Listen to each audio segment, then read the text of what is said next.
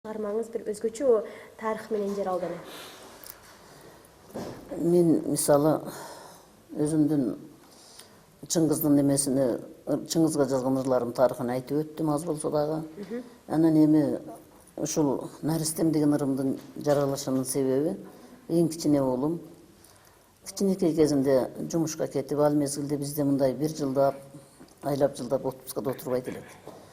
56 күн төрөттөн мурда, 56 күн төрөттөн кийин эле отпуска берип, анан дем алыш берип туруп ишке чыгарат эле.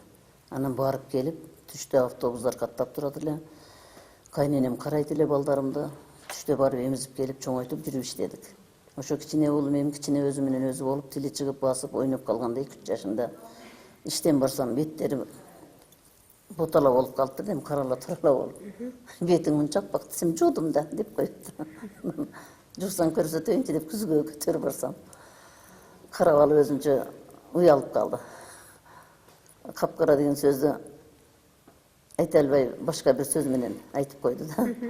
Анан ошол уулум жүрүп анан 6 жашка келип неме кылганда өзүнчө бир семейный секреттер дегендей болот. Ошондой сөздөрүмдү анча кулак салып угуп калат экен да. Анан ошо сөздөрүмдү айтып атпайбы мага. Ошодон улам анан кийин ошо Наристем деген ыр жаздым эле. Дили таза бала эми жанагы сөздөрдү жашырып жабышты билбей нак сүйлөп атат да. Ошодон улам анан Наристем деген ырым жазылып калган. Ошол жазылып бирок көп жыл жүрдү.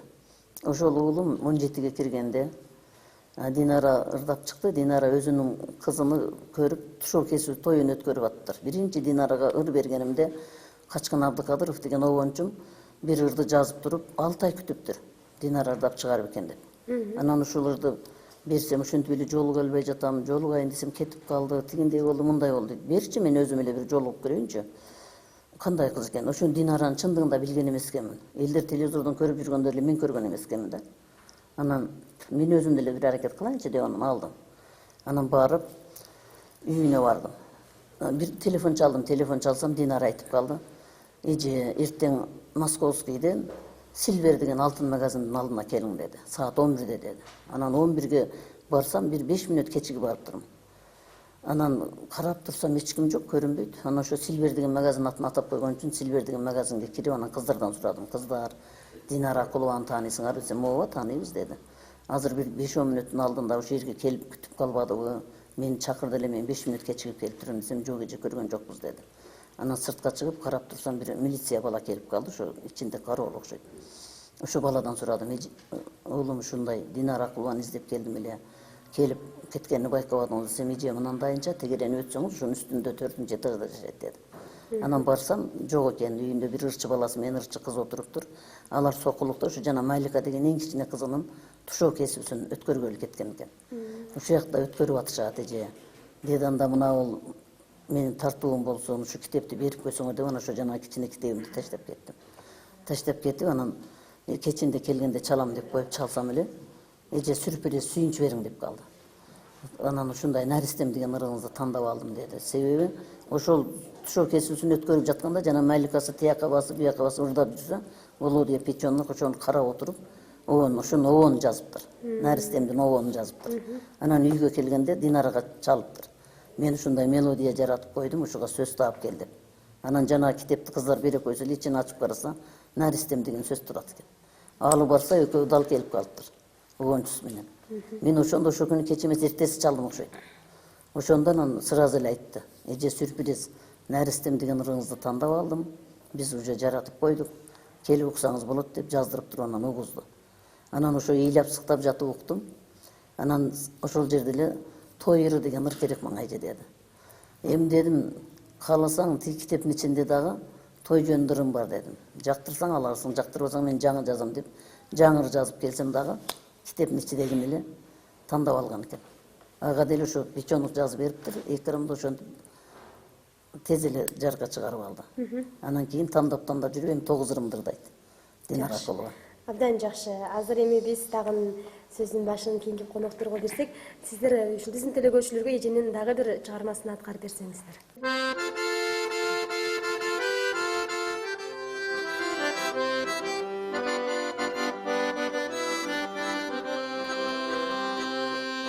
Сен отмаган талимди кесиби маданият учкундарын чачамын тербетим да билимдердин бешигин жаңаландын эшиктерин ачамын мен окуткан окуучулар баламда ар биринин ийгилиги кубанда эки алышса өзүм эки алганда кемчилигим эл алдында уялта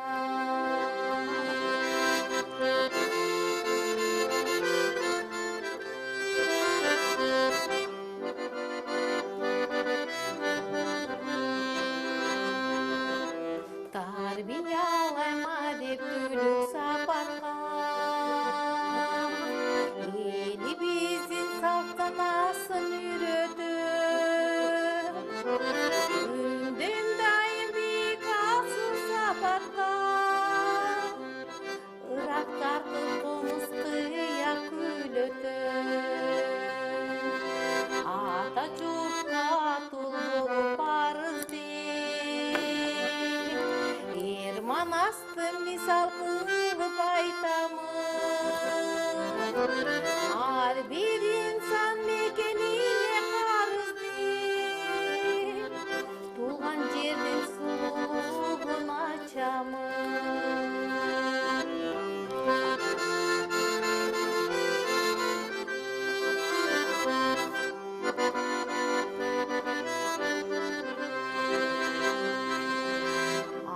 Атонун намысына жаралган азаматтар арабызда чыкса деп максатына жетип бары каалаган билим менен атандашын жыкса деп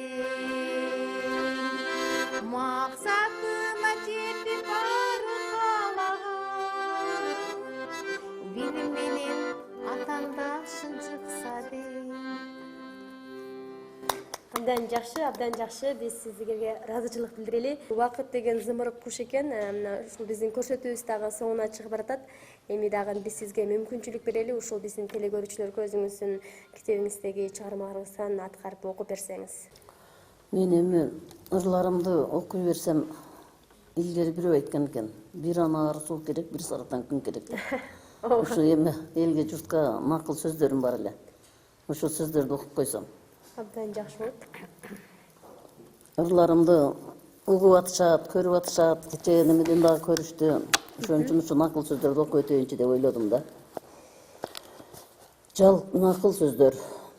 Жалкоо болуп жаман болго, жатып ичип аман болго.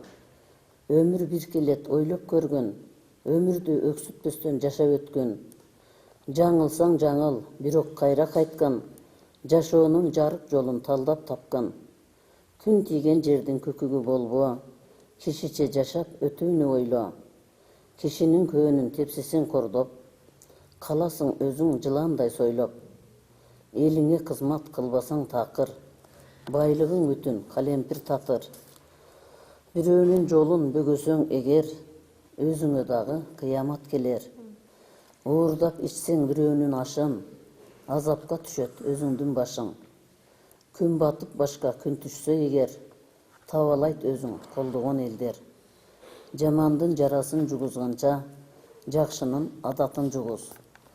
Деп макул сөз жаздым эле. Ошо жакшылык боло берсин.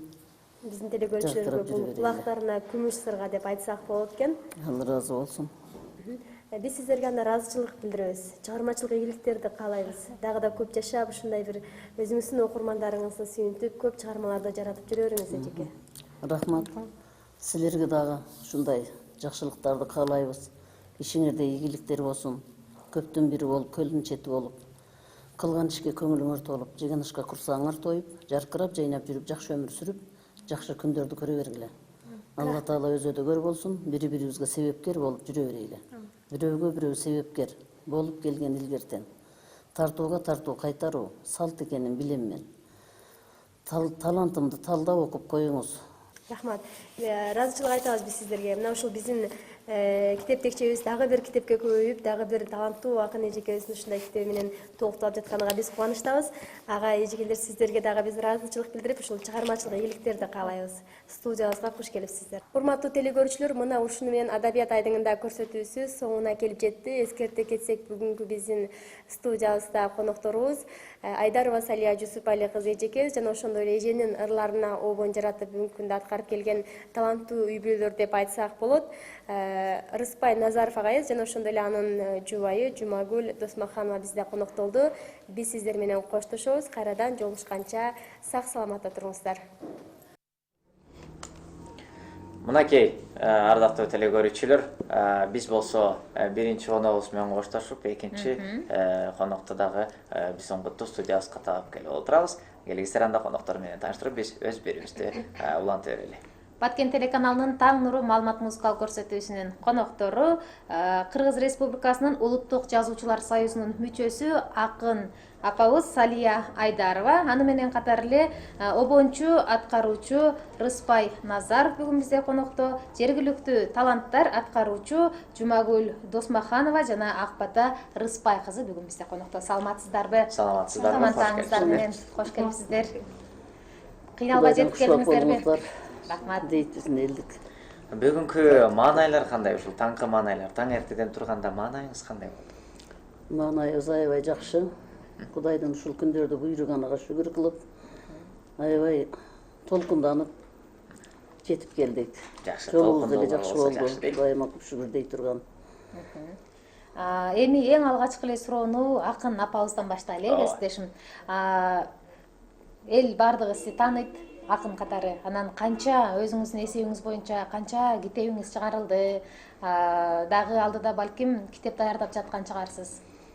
Ооба, мен бүгүнкү күнгө чейин 4 китеп чыгардым. Биринчи чыгарганым ушул мына четте турган Жарык жылдыз деген кичинекей брошюра өңдүү китеп болгон. Бирок ошол брошюра болсо деле элге жагып 2 жолу басылып чыккан. Андан бери жакшы адамдын белгиси эл камыр үчүн жүгүрөт дегендей өзүмдүн бир тууганымдын китебин чыгардым. Өзүнүн санжыраларды жазып жүргөн экен. Жүрөктө жан дүйнөнүн чаңырыгы деген темадагы ошол абамдын китебин чыгарып, кокус көз өтүп кетип 77 жашында. Анын балдары ушул жазып жүргөндөрүн берип, мага аманат кылып, шуну чыгарып келсеңиз деп, өзүнүн жылдыгына чыгарып келип, тууган рука эли журтубузга, досу жарына бүт таратып бердим. Андан кийин кайтсам эле өзүбүздүн айылыбызда Бөрүбай Кулбаев деген Панфиловчу баатыр абабыз болгон. Ошол кишинин 100 жылдыгы болуп калыптыр. Анан ошонун уулу ар кимге айтып, быйыл ошо менин атамдын 100 жылдыгы эле, ушуну өткөрүп койсок болот эле деген кайрылууларын угуп калдым. Анан ошол кишиге арнап Панфиловчу баатыр Бөрүбай Кулбаев деген китепти чыгарып, анын 100 жылдыгында алып келип, эли журтубузга тартууладым. Анан эми өзүмдүн китебимди ошол убакыттарга, көп немелерге байланыштуу токтото турууга туура келди. Эми ошолорду чыгарып бүтүп, анан мынантип өзүмдүн жүрөктө жанган кут жылдыз деген көлөмдүү китебимди чыгардым. Ушул китебимдин ичинде өзүмдүн жазып жүргөн ырларым жана өзүмдүн 45 ырыма обончуга урдалып жүрөт эле ошол ырларымдын ноталарын тактап, таза жаздырып, клиптерин кошо тарттырып, китебимдин ичине нотасын деле, ошондой эле клиптерин тарттырып, дискин салып койдум. Элдерге кичине бир ыраазычылык билдиребиз. Эми бизде көрүүчүбүз бар экен, кабыл алалы. Түз эфирде. Саламатсызбы? Алло, саламатсызбы? Саламатсызбы көрүүчү? Алло. Кетип калган окшойт, жок, Алло. Кайрадан байланышка келсеңиздер болот, ардактуу телекөрүүчүлөр, эгерде бизге чалганыңызда балким бир аз күтө турганга туура келип калат, 10-15 секунда. Күтө туруңуз, сабырдуу болуңуздар. Дагы деле биз сизди байланыштан күтөбүз, 50806 телефондору кызматыңыздарда. Бизге чалардан мурда сыналганын үнүн кичирейтип, бизди телефондун ана туткасынан окуңуз. Бизде болсо бар көрүүчүбүз келип калды, анда кабыл алып, түз эфирге алып чыгалы. Саламатсызбы? Алло, саламатсызбы? Алло. Алло. Саламатчылык. Саламатчылык. Мен Салия демен Саламатсызбы? куплеттерим бар эле.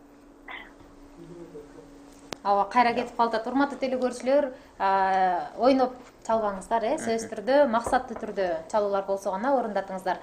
Эжеке, эми сиз атайын белгилеп алыптырсыз, кагаздарды салып, ушул окуп берейин деген ырларыңызды белгилеп алдыңыз беле? ооба. Окуп бериңиз, анда кезек берели. Анткени бул жакта ырын окуп берсинчи деген СМС билдирүүлөр келип жатат көрүүчүлөрдөн. Менин акын катарында өзүмдүн алдыма койгон максаттарым бар. Ошол максаттарыма негизденип, менин ак максаттуу темам ар тараптуу адам деп өзүмдүн ырынып жазып жүргөн ырларымдан окуп коеюн.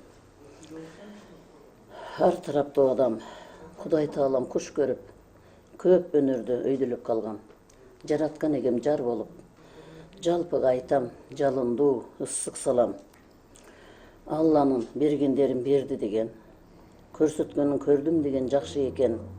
Берген да жок, көргөнүм жок десек биз, капилеттен каарып коёр жараткан эгем. Саламдашып өтөйүн калыс калкым алдынан, ыр сунамын сиздерге чын дилимден жазылган. Жакшылык каалайм калкыма, акын айым атынан, гүлдестен болсун жакшына, гүлдүн жыты аңкыган. Үч чылбырды бирге карма ушундай, тулпар болуп туйлап турган тушунда, жүз өнөрдүн нурун чачып жүзүмө, сүрөп алга, сүйүндүрдүң учурда. Ошол үч чылбыр деп атаганымдын белгилери, биринчи чылбыр деп белгилеп койдум. Аянды көрүп даанышман, арзуулап келгем алдырттан, салтанат болот дечелем, жалпы журт менен таанышсам.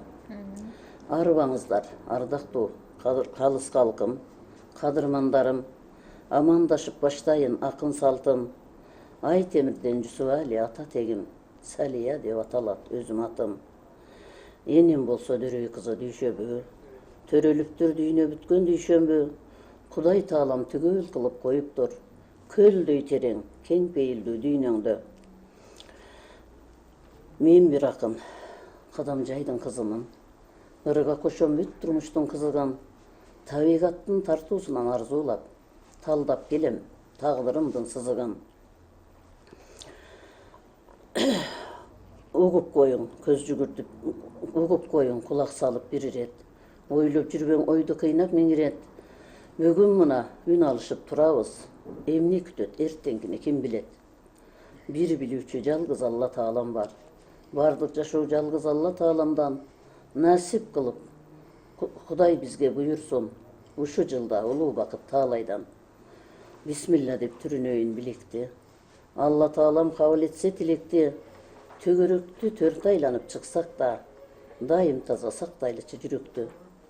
Башыңарга тилегеним амандык, аруу затка жакындабайт жамандык. Бакт береке бакыт берет адамга, жүрөктөргө уяласа адалдык.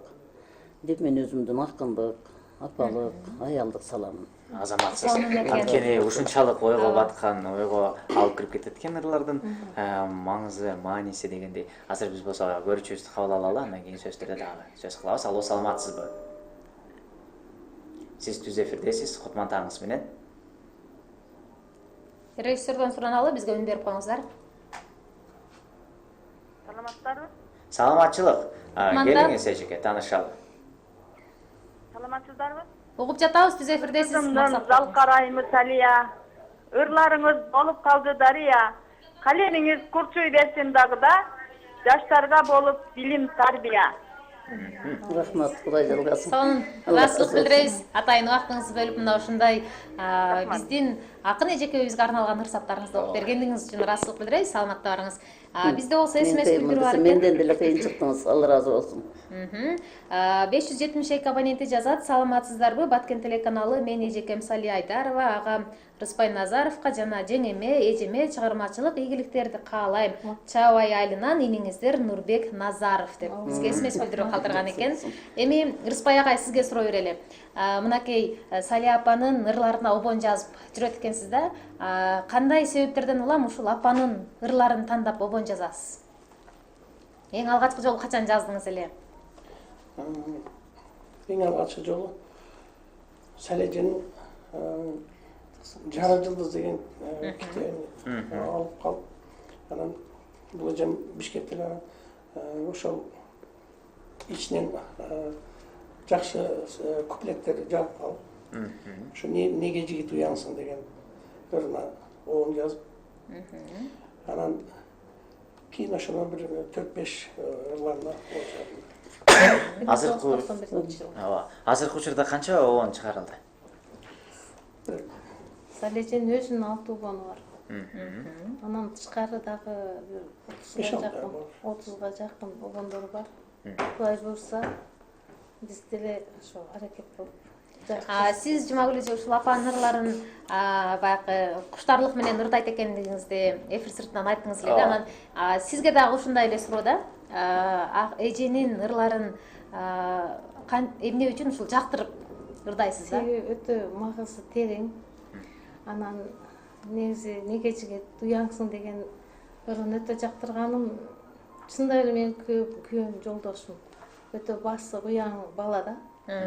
Ошондуктан ошол ырды биринчи болуп 1991-жылы тандап обон чыгарып жолдошум. Аны экөөбүз Салежени үйгө келгенде сюрприз кылып ырдап бергенбиз. Биздин үйүбүздө уктурганбыз.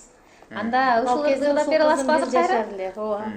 Анда жолдошуңуз өзүнүн чыгарган обонун чертип берсин, коштоп сиз болсо ырдап бериңиз. Эженин сюрприз жасаган эң алгачкы күндөрүнө сапар ала алганда, үйүнө барган күндө,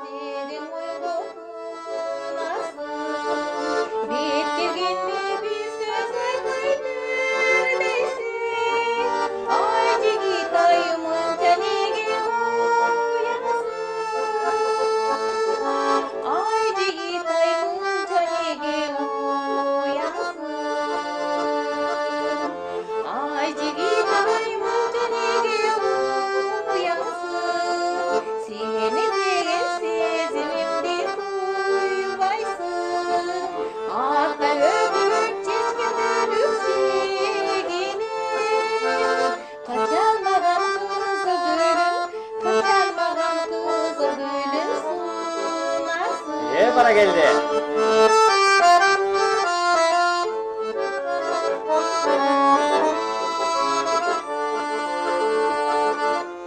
Kedi çıra kalasında yoluma, oldulası karmuçuday koluma. Bir o kayra kedi çiftleşmesin, min aydasız yılmayanlar yoluma. Min argasız yılmayanda yoluma. Ay jigit ayımın canigi uyansın, seni degen sezimingdi duybaysın. Ata ögüp çeşki bölüp şegine, kaçalmagan kızıl gülün, kaçalmagan roza gülünsün. Bana geldi.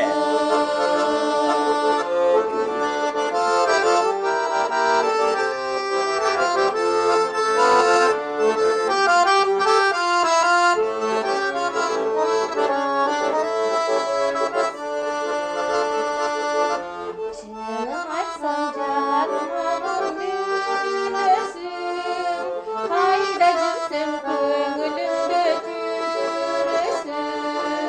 Açpağan sorun sarısın, kaçı aydan jürөгүмдүн kaçı aydan köngülümdün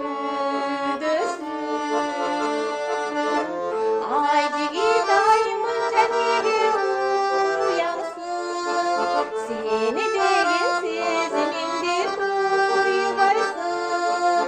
Ata ögüp çeşki bölüp şegine, kaçanmagan kızıl gülün, kaçanmagan roza gülün sunasın. Ata ögüp çeşki bölüp şegine, kaçan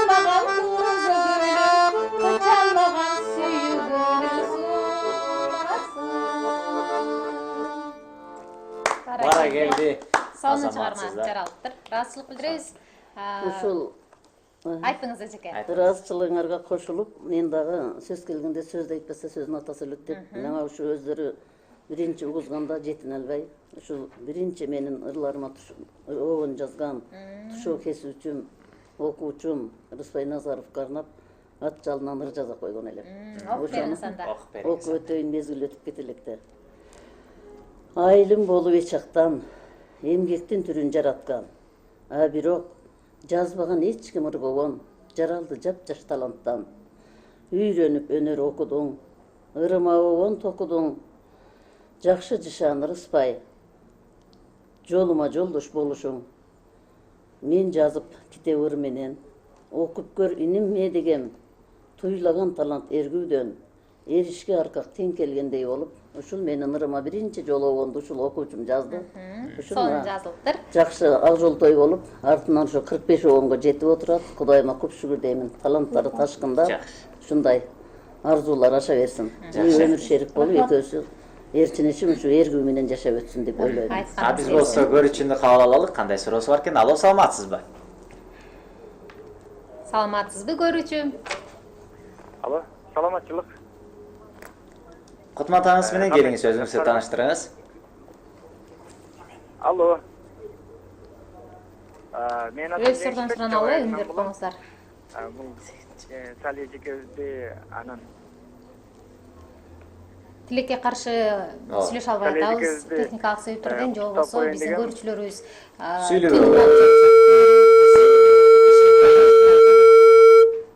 Жок экен, кетип калды. Кадырман теле көрүүчүлөр, бизге чалганда сөзсүз түрдө сиздерге сабыр тилейли. Анткени маек болуп жаткан учурда сөзсүз түрдө маекти баягы акыркы сөзүн сүйлөп бүткөнчө биз теле көрүүчүлөрдү кабыл ала албайбыз. Бир аз сабыр болуп турсаңыздар гана сөзсүз түрдө сурооңузду же болбосо ой пикириңизди кабыл алууга даярбыз. Ошондуктан да кыргыз элинде сабырдын түбү сары алтын деген сөз айтылбаса керек бекеринен. Эми суроону Акбатага узаталы, Акбатан Жантамер сүйлөп атабыз да. Сиз дагы ушул апанын ырына, Салия апанын ырына обон атаңыз жаратса, сиз дагы ырдап жүрөт экенсиз дагы. Эмне себептен апаңыз менен чогуу биргеликте мынакей чогуу ырдайт экенсиздер? Кандай себептерден улам ушул ырга сүңгүп кирдиңиз? Мен кичинекейимден ушу ата энем менен чогуу басып, чогуу туруп, ушу сахналарды дагы мектеп кезинде сахнага чыгып, бийлеп, ырдап жүрдүк. Ушу мени жетелеген ата энеме чоң рахмат. Ошондон улам ошо ырдап жүрөм. Анда ырдаталы. Ооба, кезекти берели деп аткам. Кезекти берели анда сиз. Чогуу ырдайсыздар анда. Кайсыл ырдайсыздар? 8 март аялдар майрамы үчүн.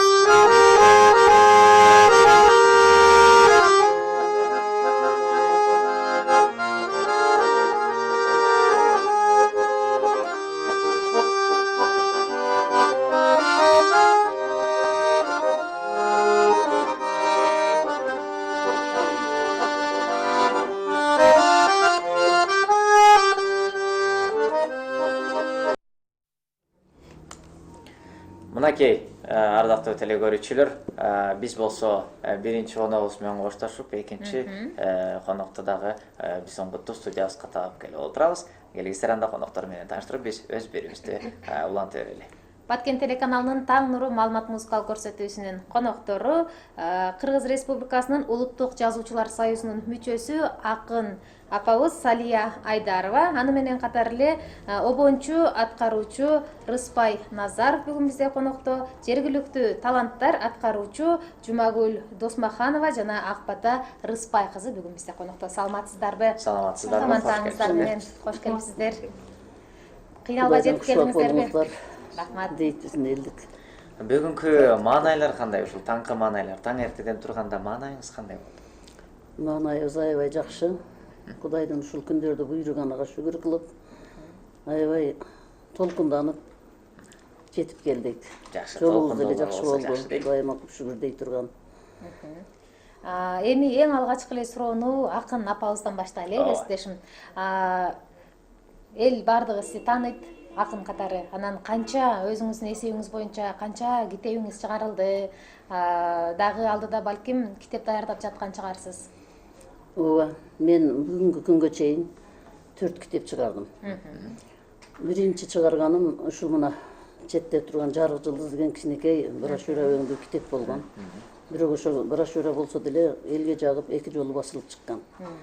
Андан бери жакшы адамдын белгиси эл камыр үчүн жүгүрөт дегендей өзүмдүн бир тууганымдын китебин чыгардым. Өзүнүн санжыраларды жазып жүргөн экен. Жүрөктө жан дүйнөнүн чаңырыгы деген темадагы ошол абамдын китебин чыгарып, кокус көз өтүп кетип 77 жашында. Анан балдары ушул жазып